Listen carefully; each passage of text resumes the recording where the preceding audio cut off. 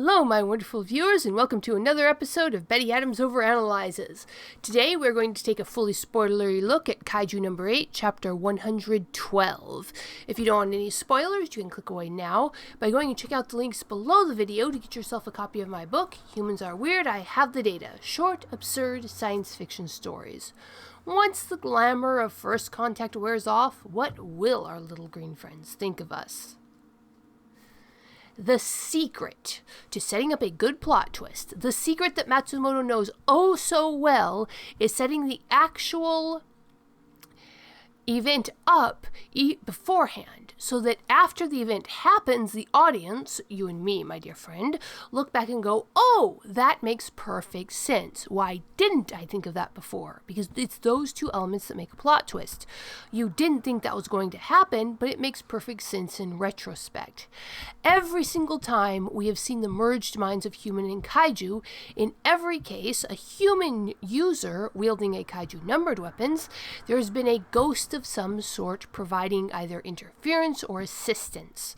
When the Director General first busts out weapon number 2 to deliver that life-saving beatdown on Kafka, the presence of Kaiju number 2, dead and gone some 50 years though it was enough to stun Kafka, even before the Director General started swinging.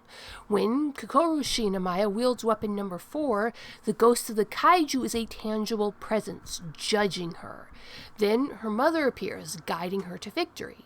When Reno only partially suits up with weapon number 6, the presence of the dethroned king of the kaiju is enough to knock him senseless. The pattern was clear. Even after death, these captured personalities have the power to linger, to effect combat. They are ghosts of war. Then, when Captain Mina Ashuro was partially absorbed, she witnessed that none of the human minds had ever escaped. That's just a bad thing in context, but it means they were still there. For centuries, perhaps millennia, the human minds had been trapped inside Kaiju number 9. And even Kaiju number 9 itself, the id, the ego of that controls the body, claimed chapters and chapters ago to be trapped, to be still at the mercy of this situation. Not even I can escape, to paraphrase what it said to Mina. The glaring implication is that there is something in this situation that Kaiju number 9 must resist, must fight if it wants true freedom. There's something in this mind that Kaiju number 9 has to fight. What is that?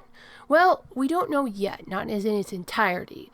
But boy, oh boy, do we get an up close of what part of that mysterious thing that Kaiju number 9 has to fight is.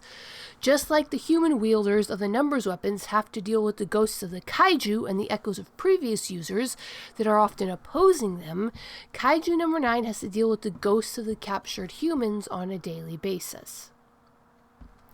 In the moment where Kaiju number 8 is throwing the last of everything he is at Kaiju number 9, the ghost of General Iso Shinomiya wakes up and deactivates the shield that Kaiju number 2 is generating, seizes back control of Kaiju number 2's power. Which is so interesting when you think about it. The Director General had at least a decade of wielding, of bonding with weapon number 2 and the essence that was inside of it. Kaiju number 9 has had only partial control for less than a year. For Iso, wielding number 2's power was an instinct by this time that he could do in his sleep. For Kaiju number 9, he was not only fighting Iso, but he was also fighting the profoundly proud and dominant will of Kaiju number 2. And Kaiju number 9 had less than a year to learn to overcome that. So in retrospect, this dead and buried character, the Director General, coming back for one last 11th hour blow, it makes perfect sense. And I'd even wanted to see it so badly. However, perhaps because I wanted it so very badly, I never saw it coming. Brilliant work on Matsumoto's part yet again. And it was so profoundly satisfying on an emotional level. As the Director General's ghost seized control for just that one moment, we get a flashback to when Iso was first absorbed. Kaiju's number 2 head dissipates from the two-headed monster, and just like before, for a moment, fragments of Iso's features are visible on Kaiju number 9's face. From the agonized look on Kafka's face, you can see the tears in his eyes that weren't there before. It's clear that he knows exactly what just happened, and no one is better qualified to interpret what that change means when the body of two fused minds transforms like that. And Kafka weeps for the trapped Director General, but still never hesitated to deliver the final blow. The modified form of the two-fisted blast that Iso failed to defeat Kaiju number 9 with in his final physical battle. And how's that for a satisfying emotional completion of an arc? Big Daddy Shinomiya was there for that final battle, still doing his best to protect his little girl and her friends and prepare a safe future for them. And Kafka saw it, and will be able to report back what he saw to Kokoro. Such a satisfying moment. Thank you for this gift, Matsumoto. Now, on an entirely different note, this chapter gave me confirmation of something I have suspected for a long, long time. Kaiju number 9 really doesn't mind too much if he loses this body. Even if the modified Thunder Emperor does end Kaiju number 9's core and destroys all of the variants of Kaiju number 9 held inside that core, that's not the end of Kaiju number 9. Remember, he is a fungal, not just a fungal, but a cordyceps type kaiju. Those fungus exist as networks of fibers underground. The fibers, that's their brain, the vast majority of their biomass. The little mushrooms they shoot up are only their temporary reproductive organs. Kill as many mushrooms as you want, keep plucking them out of your yard forever, you aren't getting the fungus out of your lawn. In the middle panel of page 4, Kaiju number 9 calmly states that if Mina and Kaiju number 8 destroy his core, they destroy the variants within it. Kaiju number 2, the Director General, but only that.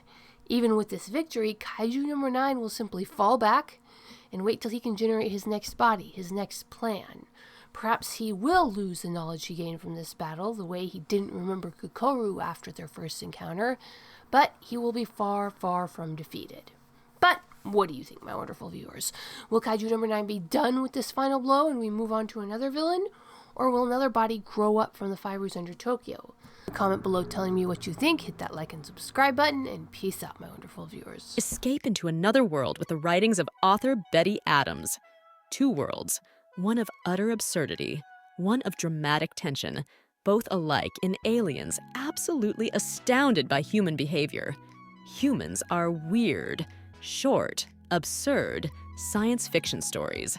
Flying sparks, dragons, aliens, and things that go boom in the night. Books available on Amazon, Barnes & Noble, Kobo by Rakuten, Google Play Books, and at authorBettyAdams.com for a signed copy.